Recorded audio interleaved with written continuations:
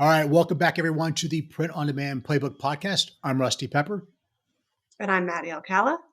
And together we unpack the strategies, the trends, and the stories powering the ever-evolving world of print on demand.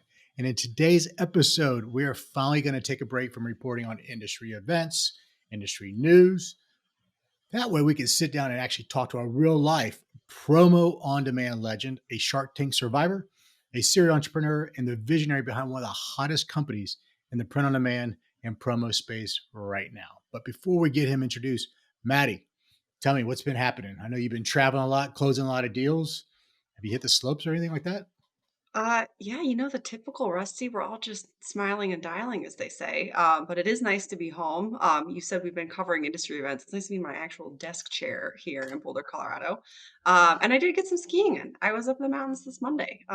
As Brian, our CEO, said, he's like, "How dare you?" But I did take a day off.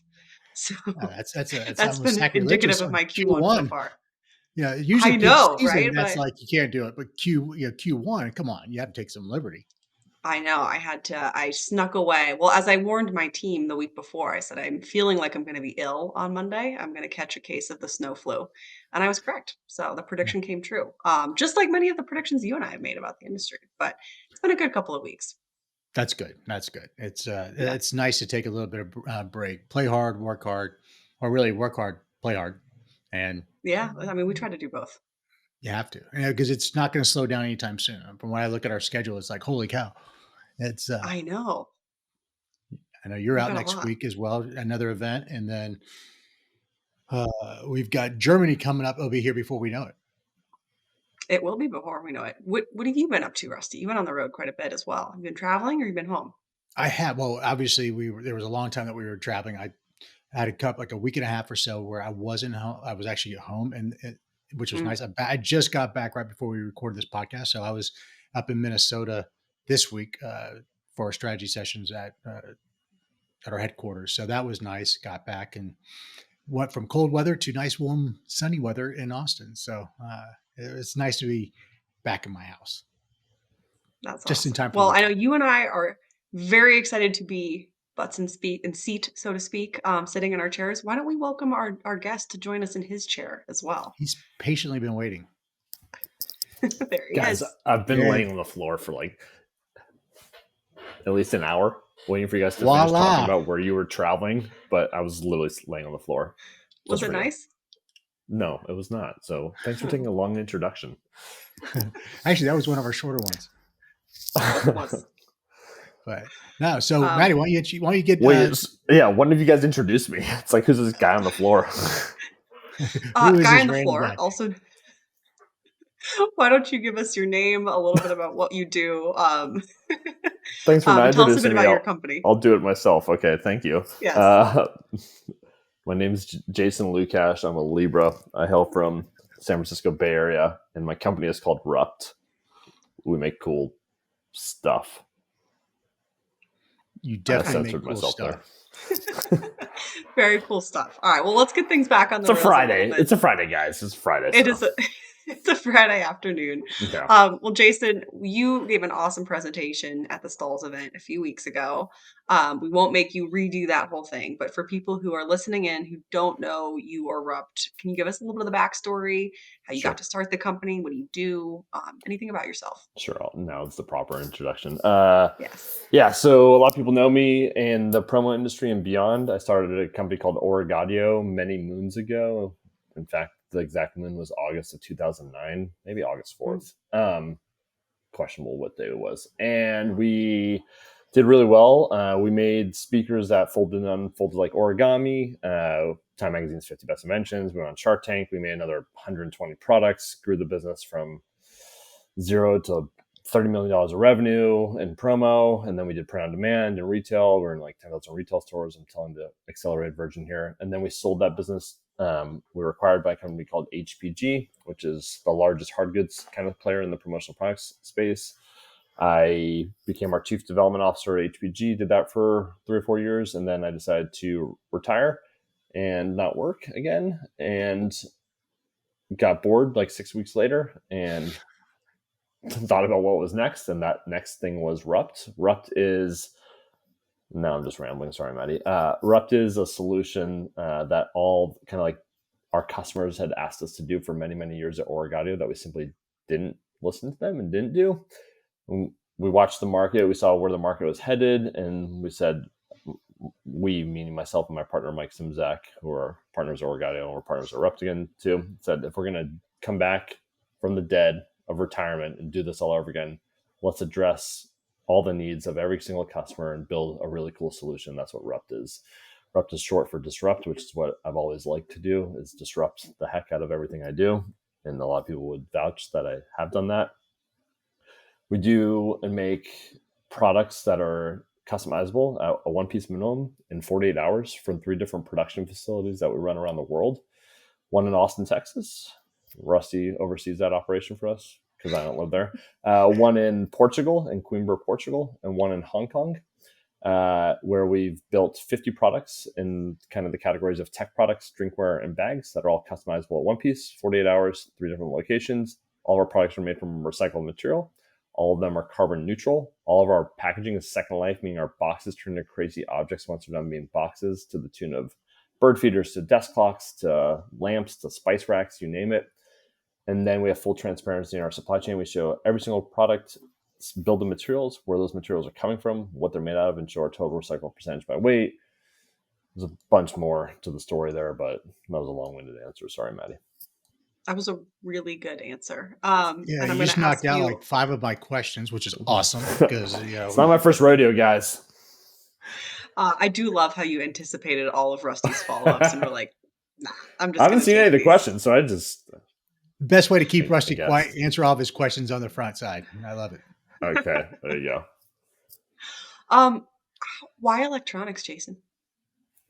Track record, made really Okay. successful electronics before. We made, like, at Oregadio, we made cool electronics that were customizable, but a lot of times we took products that were like more for promotional products purposes and, you know, allowed for full digital decoration. We were like the first people in the industry in like 2012 to offer one piece on demand in 5 days, and people thought we were crazy. Now with Rupt, we've, you know, gone full Ricky Bobby where we just want to go faster, right? And we're producing in 48 hours. But from the print on demand sector, like, there's so much saturation. You guys will for sure vouch for this, and apparel and sublimated mugs, and like, no shade at all the other POD people, but just like, it's a lot of just the same crap. We said, let's make highly specialized categories of cool product that are customizable, that sure, like, apparel is going to sell 10 to 1 over the Dipster speaker, but high impact product that fills a void within the broader POD sector.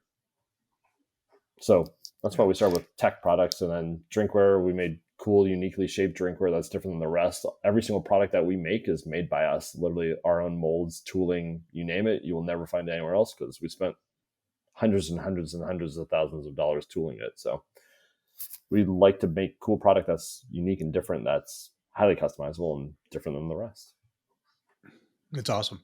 Now, I know you actually, one unique thing is you design a lot of your own products in-house, right?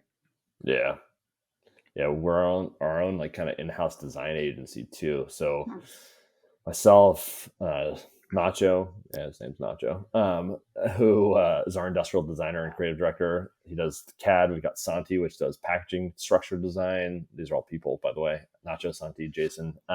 And we produce it all and design it all in-house. So all of our creatives done in-house, all of our product design is done in-house, all of our packaging and structure design, first life and second life, is done in-house. And that's special sauce. Like, if you're going to make something, make it yourself.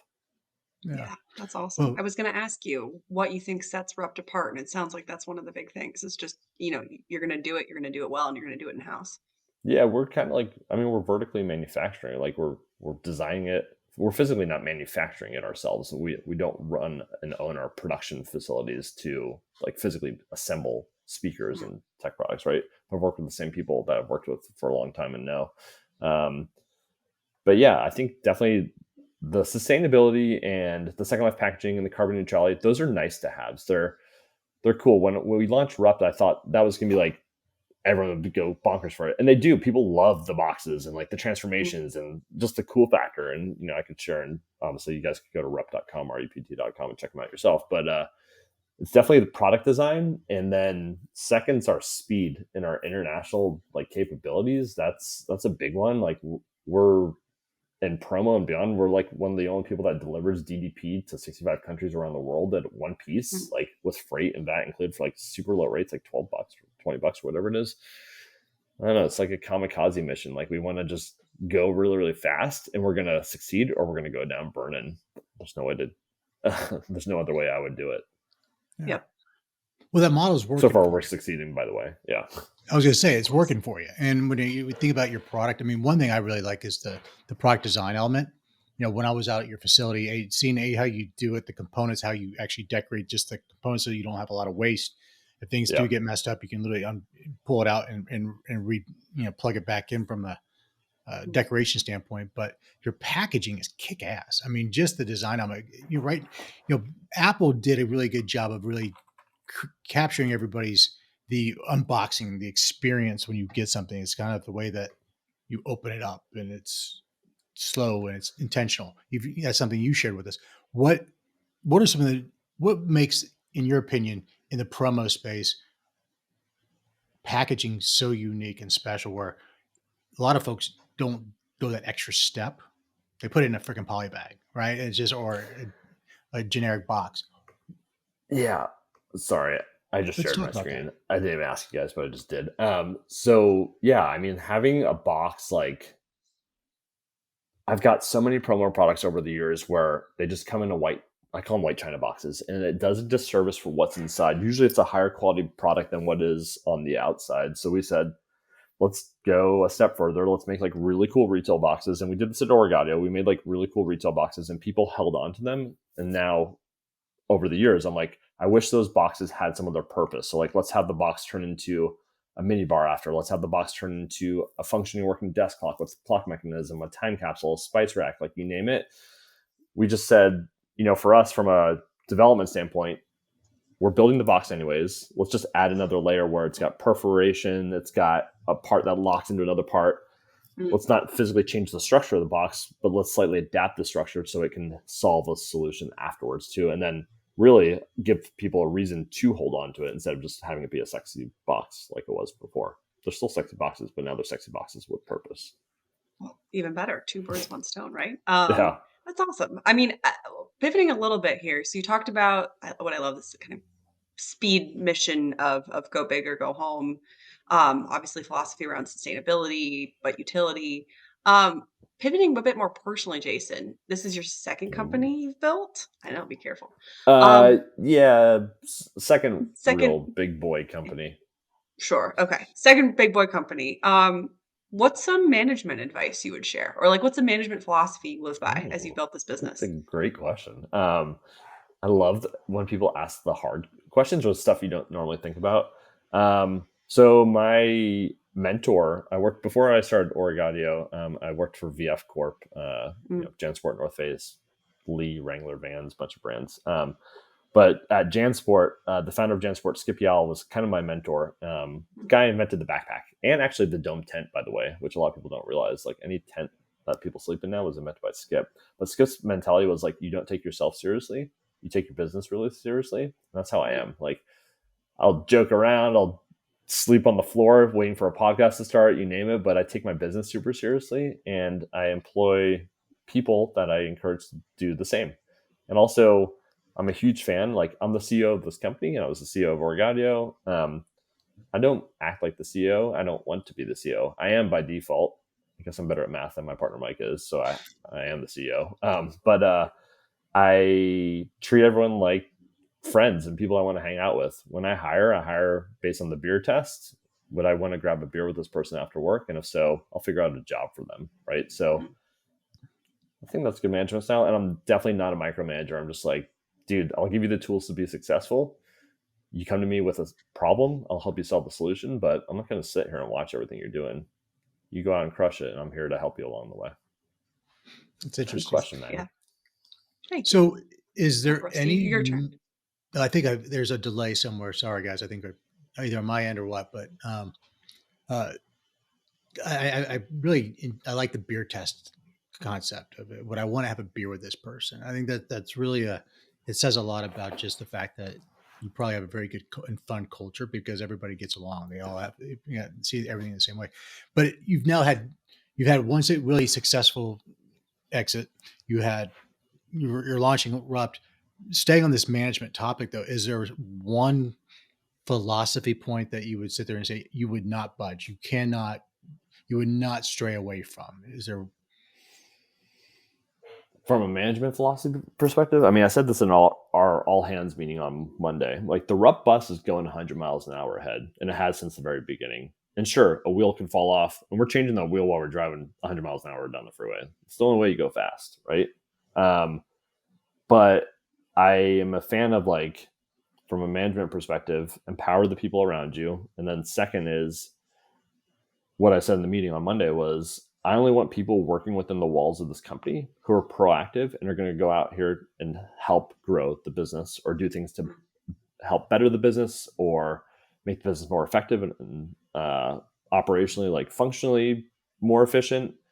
And if they're not, they're going to fall off the bus. The bus is going no matter what. And we'll find other people. People will be jumping on, trying to run and jump on the bus as the bus is going on the freeway. But like, we're just going. So if you're going to be here and help grow the business and figure out how to make the business better every day, you'll be on the bus and you'll always have a seat on the bus. But if not, the bus is going to keep going and people fall off and come on. And this is what happened at Oregadio too. But we had a super high retention rate and we had very low attrition and we had a lot of our original employees. And in fact, here at Rupt, we've brought back some of our Oregadio employees that are working at Rupt. And that says a lot about that culture and you as a leader. The culture is better. Yeah. Speaking of fast-moving buses. That is not something I want to be on, as a bus that's going 100 miles an hour. I'd rather be like in a race car that's going 100 miles an hour. All right. We're on a rickshaw going 100 miles an hour. Yeah. Yeah. We're on a tuk-tuk. I love it. But seriously though, taking that metaphor, I guess would be the word. I think we actually are on a fast moving bus. Like, we're in this industry, print on demand, promo, however you call it, that is, our CEO at Guten says, if you're 15 minutes ahead of the market and our customer, you're pretty much on pace in terms of like how far ahead you have to be because things change so quickly. Jason, curious for your perspective. Rusty and I have talked a lot about on this podcast how print on demand and promo are converging. There's so much interest in promo from print on demand right now. I want to know, why do you think that is? And maybe that's a simple question, but what are the kind of underpinning market forces happening that are bringing those worlds together? I'm going to address your first point of contention there was about the bus and how the POD's a sector going 100 miles an hour ahead. POD, my opinion, is a bus on a country road going 100 miles an hour ahead, still trying to find its way to the freeway. So the industry's going fast, but it's still not even there for where it's going to be. POD is changing e-commerce and will change e-commerce. Facts. POD hopefully will significantly change promo. Promo needs POD bad. Promos, if we're talking about country roads here, and I don't know, I use a lot of bad analogies. Promo's like an Amish wagon going 100 miles an hour ahead with like 7 horses. It hasn't even converted to become an electric vehicle yet.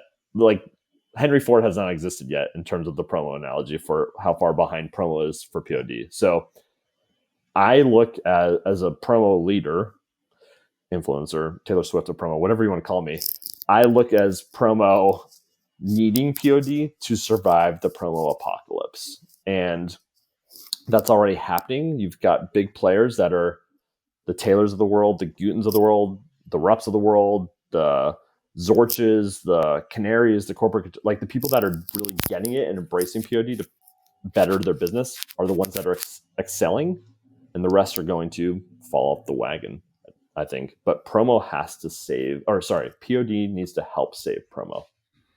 Why is promo at risk? What's threatening it? Why does it need saving? If you look at the outside sectors of POD, digital, full color, fast, multi-location, delivery based on destination, doing the right thing.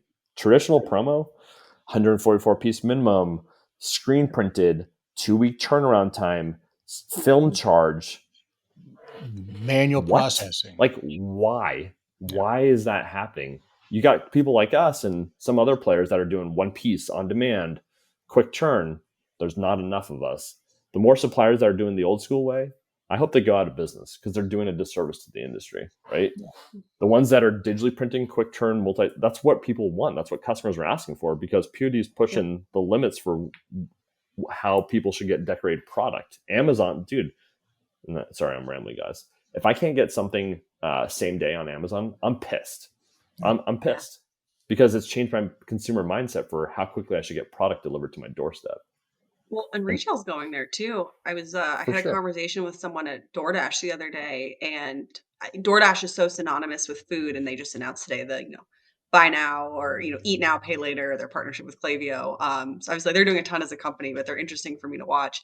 They're now doing same day or within 24-hour delivery for like, major retail brands. Like I ordered something from them the other day of like, I need something from Sephora and they need something from Petco. It's like it's on your doorstep because they have that logistics ecosystem. So it's like Yeah. we have all these forces around us. So I completely agree. I think the like instantaneous gratification that the consumer has been conditioned to need now, like print on demand is so much better suited to delivering on that. Oh, now Maddy, I agree completely with you. And now you just gave me an idea. Like, why is no one taking restaurants into POD? Like, I DoorDash from Pete's Brass Rail in Danville, California, and they've got cool branding. But like, why is no one allowing me to buy Pete's Brass Rail merch through the DoorDash platform on demand too? Maybe Well, I Guten or won't disclose Taylor any secrets, but solves that maybe. equation. But yeah, I anyways, I just do thought know of a it. couple So players that are actually working on that partnership right now. So, okay, cool. That's awesome. but because there's opportunity. I mean, just like everything else in this space, it is, as I mentioned earlier, it's an ever evolving. It's happening fast. It's transforming, and you're going to find these opportunities. But yeah, promo is definitely ripe for disruption. You've been Yeah. disrupting it now since, would you say 2009 is when Org Audio Or started? yeah, but Rupt So now yeah, 12 months or 13 months. let's just compare. I think this is interesting. So your first 12 months of your first time around, now with your second time, how much faster, what has been the acceleration comparison between those two? Rupt will go way faster than Oregadio did, without a doubt. We got track record. We have clout. We're going back and selling to the same customers. We have a fancier object that's quicker and international and kind of address the needs. And frankly, we've just learned a hell of a lot more. Like in 2009, Mike and I like came into promo and we're like, what's net pricing? Like, why? We were just figuring out, and now we just know. So we'll go a lot faster. I mean, Rupt for our first, we only started shipping orders April 1st of 2024. In our first 8 months, we did like just under 10,000 orders, and which is a lot in 8 months of literally just getting a warehouse operational. This year, I mean, we'll do 40 to 50,000 orders, you name it, and then it's off to the races after that. So I don't know, comparing the two, and also Rusty is jaded answer because out of the gates at Rupt, we launched 29 products. So at Oregadio, when we first started, we had one product, and then the second. So bigger scale. There's also more on the line this time too. So I don't know. Well, the technology advanced. You had way better technology now than you did back then. There's more of an acceptance, and also y'all just recently, if I remember correctly, didn't y'all just release a whole bunch of more products as well? Yeah, we just launched 50. We just launched 21 in PPI in 2 months ago. Yeah. Okay. Which are awesome. I mean, when we came out with Rupt, like we had, a $40 speaker, an $80 speaker, a $300 speaker. And then we listened to our customers. We saw where some gaps were. And then we filled the gaps this year and made lower price point stuff for POD, stuff that can be decorated faster, lighter weight stuff that we could ship international. Like we kind of listened to what the customers, always listen to your customer. We listen to what the customers ask for. And if you build it, they will come. It is the field of dreams in that perspective. Yes, there you go. Let's go back though to I'm going to now pivot back to the last question that we were talking about with, the convergence of print and POD and all that.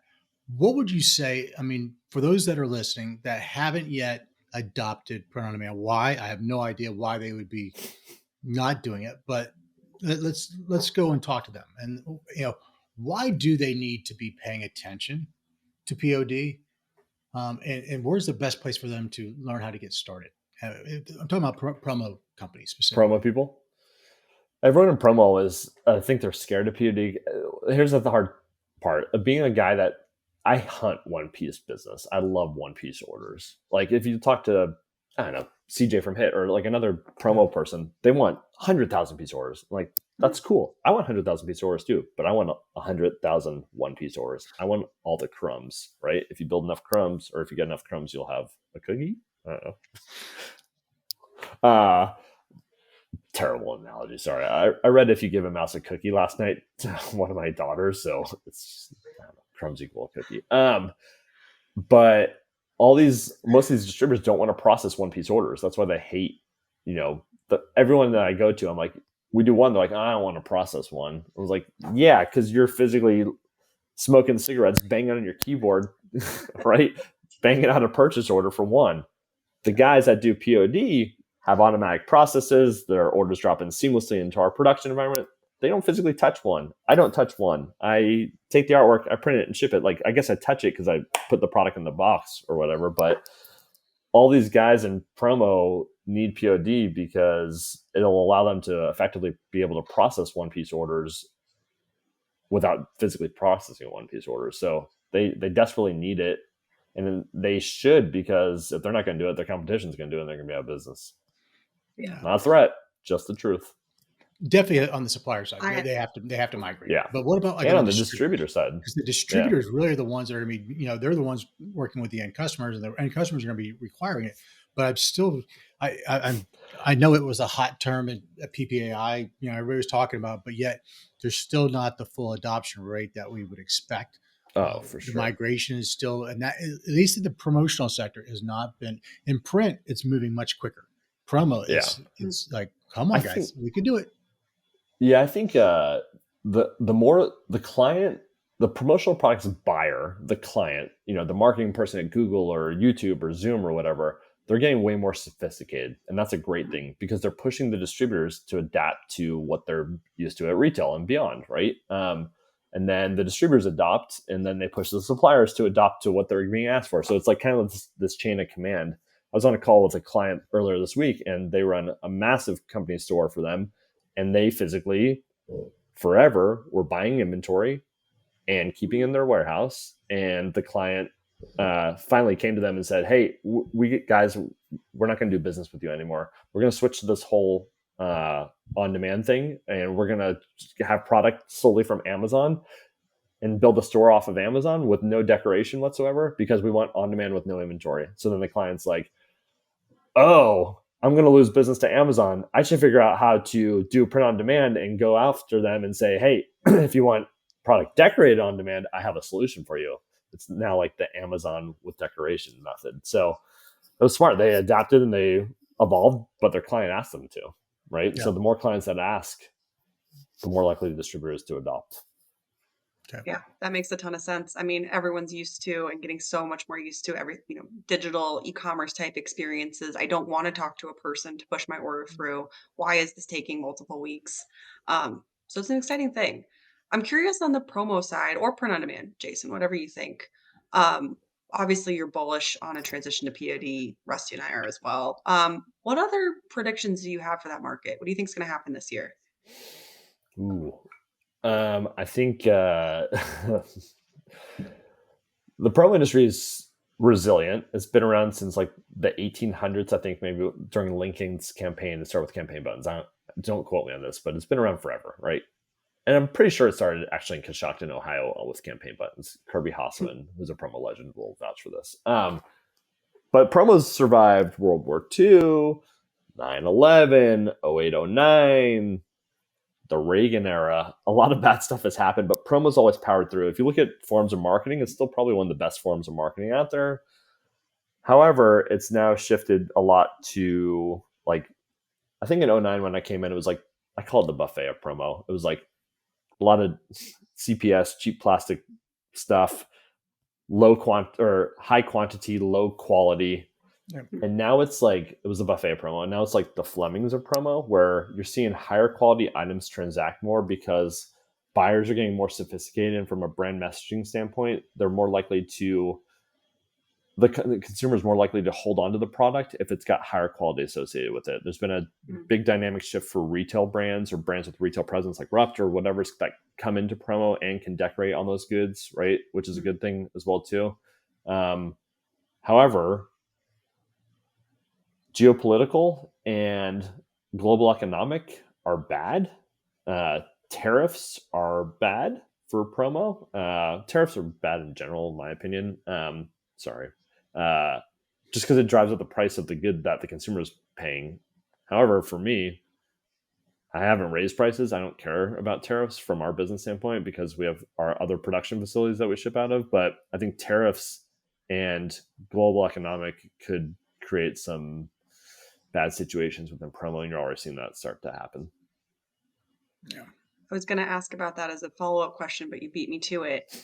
A lot of uncertainty with the geopolitical and economic environment right now. We go back to my favorite topic, management-wise. How are you weathering that? Do you have any advice? I roll the dice every day. What we're actually doing, we're keeping way more stock outside the United States. And actually, last year, about 37% of our orders were international, and this year we're expecting more. So we're sending so much one-piece business out of our Hong Kong facility everywhere around the world. At one piece, we're keeping more stock there. And actually, for us, it's easier because it starts at origin almost, and the decoration costs are less. There's no tariff or import on the freight. We're able to sell those goods at a lower price point to our customers and save our customers money too. So we're flexing and keeping more and more stock outside of America. And sure, we're keeping ample amounts of stock here in the States to cater towards our U.S. customers, but we just think and see a bigger shift towards international, and we want to try to make our customers more money too. So, and also I tell my team to just keep your head down, keep grinding, don't pay attention, don't watch CNN or Fox News or whatever, just sell product every day.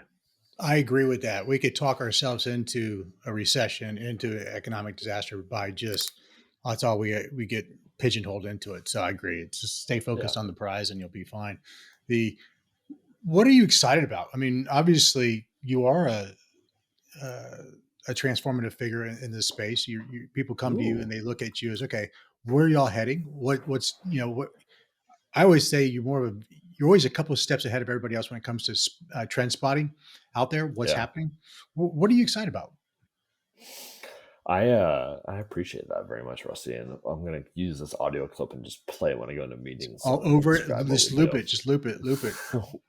We a lot of people said, right, because we came out guns blazing last year when we launched, a lot of people said, you guys went to the future and came back with products. I was like, oh, I'm going to use that too. Our products are super futuristic and very forward. I look at trends in Tokyo and London and other places that are way further ahead. The US is about 2 years behind, I think, from a trend and product design perspective than Europe and Asia. So I get a lot of my product design inspiration from offshore, and then we adapt those trends and we look at retail trends and bring them into POD and decoratable product. But I'm excited about where we're going from a product standpoint, and I think our product offerings definitely further ahead than the rest. Wait, what was your question? Sorry, it was something along. What am I excited about? Yeah, when you look out at the market, what are you excited about when you think about not only just POD but promo? What are the opportunities? What gets you fired up? I love the internet. I love international. Actually, I do, because I love it because I'm the only one who's in promo who's addressing it. So it's easy. I had a client come to me yesterday. It's I need 500 things in Cannes, France in 2 days. And I'm like, okay. And they're like, wait, what? And then a client came to us and said, we need 9,000 unnamed products dropped all around the world to individuals in India and Brazil and Romania. I was like, okay. And the client's like, wait, what? I love when people say, I love making people happy, and I love solving hard problems. I love the challenges to build the international model and be able to drop ship product all over the world and figure out IORs and everything involved with that. It was so much work and so much math and so many Excel spreadsheets, but we got it and we figured it out.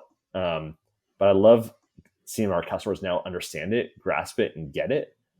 instead of having to educate them on the new model. So now it's like all the work we did last year where we just had to educate them, like what Rupt was and how international works and all this stuff. Now people are getting in, they're like, yo, I need 85 widgets delivered within Europe in 3 days. I'm like, I got you. So I love that. I love like making people happy. It's cool. Well, I think that's a pretty good place to wrap here, Jason. Let's end on a high note. Making people happy, especially on a Friday afternoon as we have this conversation. Well, look, you've built an incredibly impressive business. Thanks. You're an awesome human. It's always a pleasure to interact. And thank you so much for joining us today. Thanks for having me. I'm going to go and exit by laying back on the floor. Wind it back down. Wind it back down. There you go. And on some cookie crumbles down there. Exactly. Put them together. No, but it was great having. I found one. Thanks for joining us. I do want to give a quick shout out to D-Scoop for all their support and sponsoring this podcast. Without their support, we want to be able to continue to evangelize the industry like we are. So make sure to check out D-Scoop and, participate. They have their D-Scoop Edge coming up here in Long Beach in mid-May. So check that out. It'd be great to see a lot of folks there. I know we're going to be trying to do some activations there as well with the podcast, doing some interviews. So great conversation with I think he disappeared. He's laying on the ground. There he is. There's a pulse, but thanks. It's the end of the week. I lay down and take a nap too. Yeah. It's nice. It's comfortable. All right. We want to wrap that up? Wait, is that how we end or no? Well, I was hoping back down here. You guys figure it out. And with that, I think that we're going to wrap up for today. Thanks everyone for listening. Until next time.